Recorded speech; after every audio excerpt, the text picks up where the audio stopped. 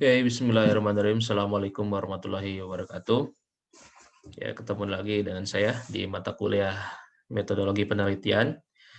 Insya Allah pada pertemuan ke-7 ini, ya, materi 7, insya Allah saya akan menerangkan tentang masalah-masalah yang perlu diantisipasi dalam melakukan penelitian, ya, terutama di dalam kode etis penelitian, ya. Jadi nanti UTS-nya sampai sini ya. Jadi materinya sampai sini. Kemudian jangan lupa PKM ya, yang belum boleh nanti boleh langsung upload, nanti kirim ke saya juga bukti uploadnya. Kemudian juga boleh kalian kalau mau saya edit dulu boleh dikirim ke saya via WA tugasnya ya, tugas PKM. Jadi minggu ini tidak ada tugas, jadi tugasnya langsung ke PKM. Oke, langsung kita akan bahas pada pertemuan kali ini ya tentang masalah-masalah etis di dalam penelitian. Pertama, selain kita memikirkan sebelum kita membuat sebuah konsep penulisan, bagian-bagian dalam membuat proposal penelitian, maka seorang peneliti ya itu perlu juga mengantisipasi masalah-masalah yang terkait dengan etika yang bisa saja muncul dalam penelitian. Ya. Untuk mengetahui masalah-masalah etika ini, peneliti perlu terlibat langsung di dalam proses pengumpulan data dari partisipan. Jadi kita itu perlu langsung terjun ya mencari data ke lapangan di dalam proses pengambilan data dalam penelitian ya. Kemudian juga penulis ya menulis masalah-masalah etis sangat dibutuhkan utamanya untuk membangun argumentasi dalam penelitian dan menetapkan satu topik penting untuk format proposal ya. Kemudian peneliti juga harus memproteksi para partisipan mereka. Jadi menjaga kepercayaan para partisipan ya, narasumber, kemudian berusaha jujur dalam melakukan penelitian, kemudian mencegah kelalaian dan kecerobohan yang dapat mencemari nama baik organisasi atau institusi. Ini penting ya, tolong dicatat bahwa sangat penting kita untuk menjaga kerahasiaan para partisipan, untuk menjaga nama baik, terutama di perusahaan-perusahaan gitu ya. Banyak sekali yang saya lihat di proposal itu banyak yang penelitiannya itu mencari-cari kesalahan dari orang atau institusi tersebut, sehingga nanti kalau diterbitkan itu atau diluluskan itu hasilnya itu bisa saja itu mencemari nama baik dari perusahaan atau organisasi atau individu objek peneliti. Yang ini harus dihindari ya, sehingga nanti ke depan ini tidak jadi masalah. Bisa jadi orang yang eh, orang yang menjadi objek peneliti atau partisipannya itu tersinggung dan bisa menuntut kita, ya. Apalagi dengan hasilnya misalkan yang tidak sesuai dengan fakta, gitu ya. Jadi harus hati-hati di sini ya. Ini kita tidak boleh ceroboh atau lalai dalam eh, bagaimana kita mencari data, terutama partisipan. Sehingga dalam penelitian itu perlu adanya solusi-solusi yang bijaksana dalam mengatasi masalah para partisipan. Jadi justru fungsi penelitian itu adalah mencarikan solusi, memberikan manfaat ya hasil penelitiannya kepada partisipan, bukan sebaliknya untuk mencemari atau mencari-cari kesalahan. Ya, ini tolong dicatat ya. Seperti misalkan banyak yang penelitiannya tentang nazir, ya disebutkan dari sana nazirnya tidak profesional, nazirnya tidak kompeten, pokoknya nazirnya dihina-hina lah dalam penelitian itu. Ya hasil penelitiannya itu kan mencemari nama baik nazir ya seorang pengelola wakaf, meskipun pada faktanya si wakafnya tidak berkembang. Tapi kan justru yang harus dibantu nadirnya bagaimana wakafnya berkembang, bukan malah menyalahkan nadir, mengata-ngatai nadir tidak kompeten, nadir tidak profesional gitu. Tapi bagaimana caranya agar wakafnya itu berkembang, dikasih tahu nadirnya oleh kita, bukan menyalahkan. Itu contoh kecerobohan dari peneliti, terutama mahasiswa yang akan skripsi. Ya, sehingga nanti kalau terbit kemudian dibaca oleh nadirnya hasil penelitian yang seperti ini kan bisa jadi tersinggung dan menuntut. Begitu ya.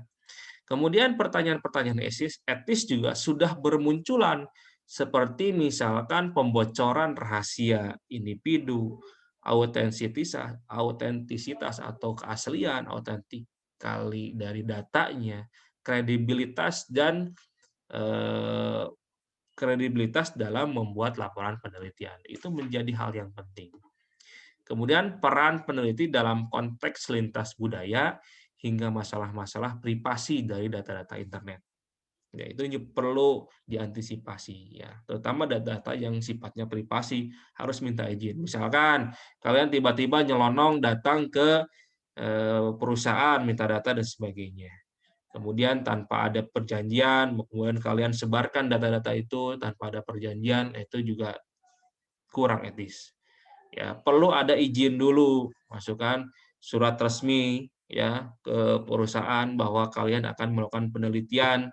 Kemudian perlu ada izin. Kalau diizinkan lanjut, kalau tidak diizinkan ya sudah, ya tidak usah. Gitu ya. Itu adalah hal-hal etika di dalam melakukan penelitian. Jadi kalian jangan terobos ya, terobos aturan gitu ya. Terutama apabila kita ingin tahu data-data yang sifatnya privasi. Kemudian kita dengan seenaknya menyebarkannya di internet atau dipublish di beberapa jurnal. Kemudian tahapan antisipasi masalah etis dalam penelitian. Pertama, yang perlu pertama kalian lakukan adalah ya kita mempelajari masalah etis apa yang akan muncul pada dalam penelitian. Kita konsep dulu, misalkan apakah fakta yang terjadi di lapangan semuanya apakah kita harus sampaikan? Mungkin sebagian tidak harus disampaikan. Kalau misalkan masalah itu terlalu sensitif, tidak usah kita ungkapkan, cukup mengungkapkan hal-hal yang sifatnya umum saja. Ya, misalkan kita tidak usah menyebut nama, misalkan ya, tidak usah menyebut tempat misalkan, atau tidak usah menyebut data-data yang sifatnya sensitif. Ya. Kemudian tahapan kedua adalah peneliti perlu terlibat langsung dalam proses pengumpulan data. Ini yang perlu ya, yang perlu diketahui bahwa kalian harus terlibat langsung dalam proses pengambilan data. Kalaupun ada bantuan, misalkan data kuantitatif, misalkan ya, kalian perlu bantuan orang untuk mengumpulkan data, tapi secara konsep, kemudian secara pemilihan partisipannya, kalian harus terlibat langsung. Meskipun pada akhirnya kalian misalkan membayar orang untuk menyebarkan kuesioner, misalkan itu tidak jadi masalah. Tapi pada dasarnya secara konsepnya, partisipannya, itu kalian harus terlibat langsung. Ya. Tahapan ketiga adalah membangun kepercayaan kepada partisipan, apalagi kalau wawancara ya. Misalkan harus sopan, kemudian kalau bisa memberikan apa semacam hadiah gitu ya. Untuk ya pokoknya dibaik-baikin lah partisipannya ya, narasumber terutama narasumber, agar mereka merasa dihargai gitu. Karena kan kalian butuh informasi dari partisipan, butuh penjelasan dari partisipan ya. Maka cobalah kalian bernegosiasi agar wawancaranya atau wawancaranya berjalan dengan lancar. Minimal kalian bawa semacam bingkisan dan sebagainya gitu ya. Karena penelitian itu kan perlu modal. Kemudian pra penelitian, apa yang harus dilakukan sebelum melakukan penelitian? Pertama adalah perhatikan kode etik. Ya, perhatikan kode etik. Pertama, memeriksa standar hubungan profesional ya. Kemudian memperhatikan kode etik. Jadi kalau kalian masuk ke perusahaan, perhatikan kode etik perusahaan itu. Taati kode etik yang ada di perusahaan itu. Minta izin, pakai surat pengantar ya. Kemudian apa namanya, ada surat resmi dari kampus misalkan untuk melakukan penelitian dan sebagainya. Kemudian mencari persetujuan universitas. Jadi daftarkan ke prodinya, ke fakultasnya, bahwa kalian akan melakukan penelitian di perusahaan A, B, C, dan sebagainya, di desa A, B, C, dan sebagainya. Jadi daftarkan ke program studi. Jadi prodi tahu apa yang kalian lakukan, meneliti apa, tahu. Jadi jangan sampai prodi nggak tahu. Jadi ketika nanti terjadi masalah ke depannya kan prodi bertanggung jawab, ya. Eee, Kemudian serahkan proposalnya, ya kan ada UP ya, serahkan proposalnya ke prodi dan sebagainya. Kemudian mendapatkan izin yang diperlukan, izin dari misalkan kalian ingin, meneliti izin di desa mana, harus ada izin dari desa itu akan melakukan penelitian, ya. Mengidentifikasi dan memperoleh izin, misalkan dari Pemda, dari tokoh masyarakat dan sebagainya, atau orang-orang yang kira-kira bisa membantu kalian dalam memperoleh data. Kemudian memilih suatu lokasi tanpa dipengaruhi kepentingan pribadi untuk hasil akhir penelitian. Jangan sampai begini, suka saya tanya, "Ini kenapa?" Misalkan ada nih, pertanyaan, "Ini kenapa kamu memilih lokasi ini?" Misalkan ya. Terus jawabannya begini, "Pak, karena lokasinya dekat dengan rumah saya." Itu tidak bagus juga. Kenapa? Eee, karena dekat dengan lokasi itu bukan alasan yang ilmiah sekali. Itu pasti, akan mengundang pertanyaan-pertanyaan yang lebih. "Kenapa kamu emang kasusnya itu di orang lain tidak ada?" Misalkan ya. Jadi jawablah pertanyaan tanpa ada kepentingan sesuatu. Apalagi kamu menjawabnya karena ingin cepat dapat data, tidak boleh gitu juga. Jadi jawablah dengan ilmiah. Karena misalkan lokasi A ini menjadi pilot project misalkan dalam, kasus A, atau misalkan yang paling fenomena di antara yang lain. Nah, itu jawaban yang ilmiah. Kemudian yang terakhir menegosiasikan hak kepenulisan untuk publikasi.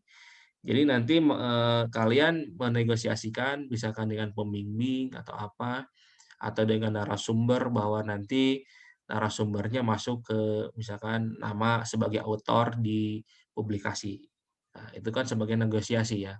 Pak, Bapak misalkan kamu wawancara ahli, kemudian Bapak kalau Bapak ini terbit jurnalnya, nama Bapak akan saya masukkan ke dalam sebagai autor di publikasi jurnal. Nah, itu kan negosiasi yang menarik gitu ya. Jadi sampaikan yang seperti itu. Jadi itu cara mengapresiasi peneliti kepada orang yang membantu penelitian kita, gitu ya. Jadi bisa menjadi nama kedua, nama ketiga ketika jurnal itu terbit ya. Itu yang harus dilakukan sebelum penelitian, ya. Kemudian ketika melakukan penelitian, itu yang pertama identifikasi masalah penelitian yang bermanfaat. Jadi melakukan penilaian eh, atau percakapan informal dengan partisipan tentang kebutuhan-kebutuhan mereka. Ya, jadi kalian sebutkan ya wawancara apa manfaat dari penelitian kalian untuk partisipan. Ya, apa yang akan kalian berikan? Apakah solusi, apakah strategi, apakah informasi, referensi dan sebagainya. Ya. Kemudian yang kedua, ungkapkan tujuan penelitian. Jadi menuliskan dengan jelas tujuan penelitian kalian.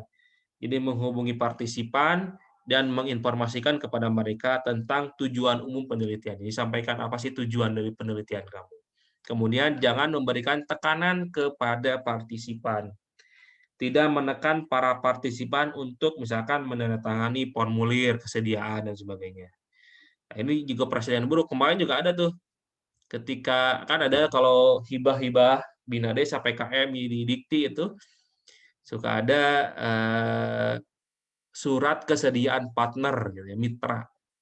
Nah, itu ada pemaksaan dari partisipannya karena untuk memenuhi syarat itu si peneliti atau calon peneliti yang hibah itu memaksa kepala desa untuk menandatangani. Jadi terus diteror gitu, mau di SMS, ditelepon.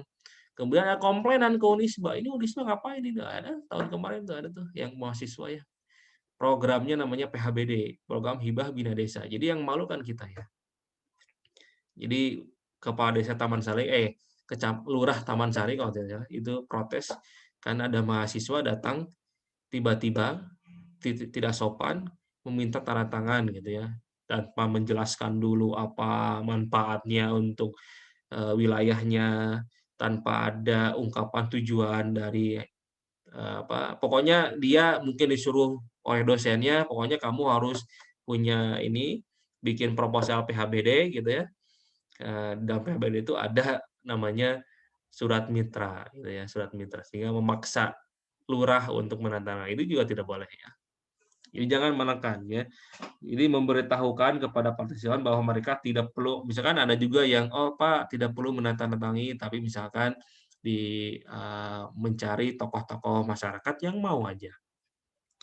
Kemudian hormati norma-norma pada budaya. Jadi menghargai norma-norma dan hak khusus penduduk lokal ya.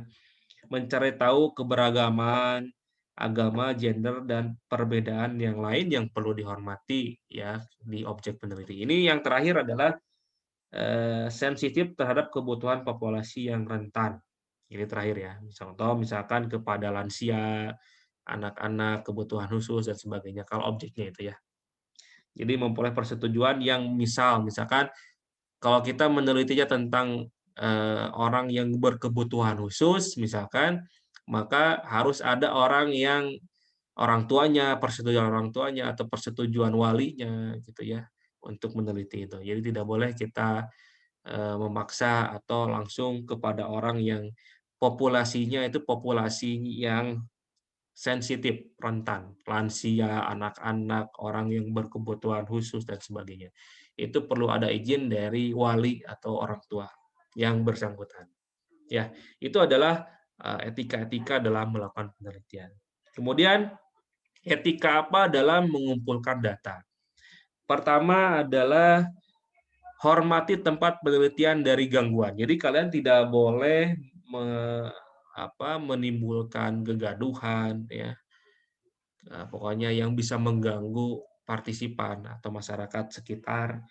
Jadi harusnya ada membangun kepercayaan dan menyampaikan besarnya gangguan yang ditimbulkan agar bisa memperoleh akses. Jadi kalian itu harusnya menjelaskan kepada masyarakat bahwa ada penelitian, bahwa di sini ada penelitian.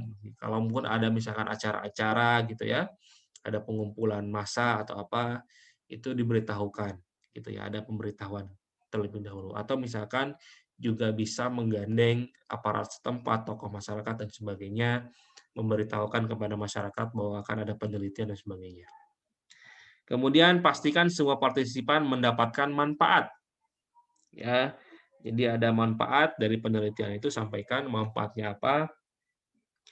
Kemudian menghindari menipu partisipan. Artinya menipu partisipan itu adalah ketika kalian misalkan, "Oh Pak, saya berjanji tidak akan menyebarkan datanya." Tiba-tiba kamu sebarkan tanpa ada persetujuan dari partisipan. Ini tidak boleh.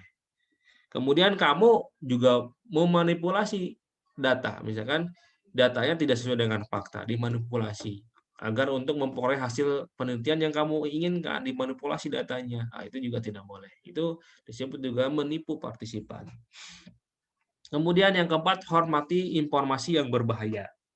Ya, jadi menghormati potensi ketidakseimbangan kekuasaan dan eksploitasi partisipan. Misalkan ada informasi yang misalkan cukup berbahaya ketika disampaikan. Ya, atau misalkan adanya isu-isu sensitif yang bisa memicu ribut dan sebagainya, kegaduhan dan sebagainya. Ya, seperti misalkan yang kemarin dia meneliti tentang pernikahan yang dibolehkan di luar nikah, itu kan memicu kegaduhan dan sebagainya. Ya. Kemudian hindari eksploitasi berlebihan. Jadi tidak perlu terlalu berlebihan dalam mencari data, cukup mencari data yang seperlunya saja ya, yang diperlukan ya. Dan terakhir ada harus memberikan apresiasi kepada partisipan. Jadi kalau kamu mengundang partisipan, misalkan dia mengumpulkan, ya kira-kira belilah souvenir atau makan, minum ya, sebagainya. Itu untuk menghargai mereka yang sudah mau membantu kalian mengumpulkan data atau mengisi data yang dibutuhkan ya. Kemudian analisis data, kira-kira apa yang kode etiknya? Pertama, usahakan agar tidak berpihak ya. Jadi kalian itu tidak boleh penelitian itu memihak salah satu pihak atau mengucilkan pihak yang lain atau menggunjing pihak yang lain, tidak boleh. Jadi benar-benar penelitian itu atau hasilnya itu sesuai dengan fakta, data yang analisis yang ada, ya. Kemudian hindarkan hanya mengungkapkan hasil yang positif, ya.